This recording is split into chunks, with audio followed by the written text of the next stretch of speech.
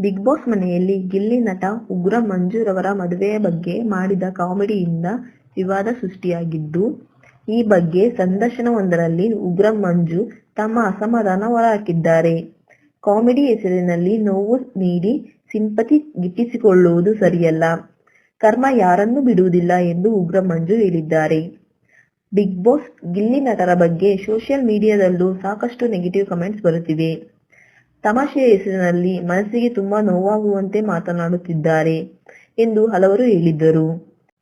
Big boss ಮನೆಗೆ ಮಾಜಿ ಸದಸ್ಯರ ಎಂಟ್ರಿಯಾಗಿದ್ದ ಸಂದರ್ಭದಲ್ಲಿ ಗಿಲ್ಲಿ ನಟರು ಉಗ್ರ ಮಂಜು ಅವರ ಬಗ್ಗೆ ಮಾಡಿದ ಕಾಮಿಡಿ ಸೋಷಿಯಲ್ ಮೀಡಿಯಾದಲ್ಲಿ ಭಾರೀ ಅಸಮಾಧಾನಕ್ಕೆ ಗುರಿಯಾಗಿತ್ತು. ಆ ಬಳಿಕ ಉಗ್ರ ಮಂಜು ರವರ ಭಾವಿ ಪತ್ನಿ ಸಂಧ್ಯಾ ಖುಷಿ ಕೂಡ ಗರಂ ಆಗಿ ಮೆಸೇಜ್ ಒಂದನ್ನು ಸಾಮಾಜಿಕ ಜಾಲತಾಣದಲ್ಲಿ ಶೇರ್ ಮಾಡಿದ್ದರು.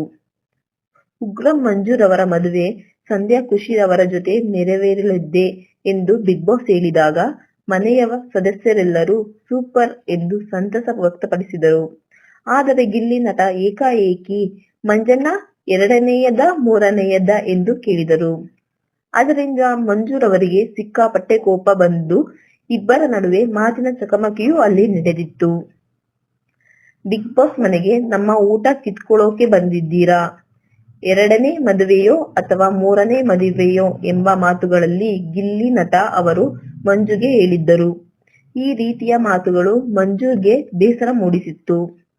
ಸಂದರ್ಶನ ಒಂದರಲ್ಲಿ ಗಿಲ್ಲಿ ನಟನ ಬಗ್ಗೆ ಕೇಳಿದ ಪ್ರಶ್ನೆಗೆ ಉಗ್ರ ಮಂಜುರವರು ಅಸಮಾಧಾನ ಹೊರಹಾಕಿದ್ದಾರೆ. ಕಾಮಿಡಿ ಹೆಸರಿನಲ್ಲಿ ಅವರು ತುಂಬಾ ಹರ್ಟ್ ಮಾಡುತ್ತಾರೆ. ಟಾಸ್ಕ್ ಅನ್ನು ಟಾಸ್ಕ್ ಆಗಿ ನೋಡಬೇಕು, ಅದನ್ನು ಬಿಟ್ಟು ಬೇರೆಯವರಿಗೆ ತುಂಬಾ ನೋವು ಮಾಡುತ್ತಾರೆ ಎಂದು ಉಗ್ರ ಮಂಜು ಹೇಳಿದ್ದಾರೆ.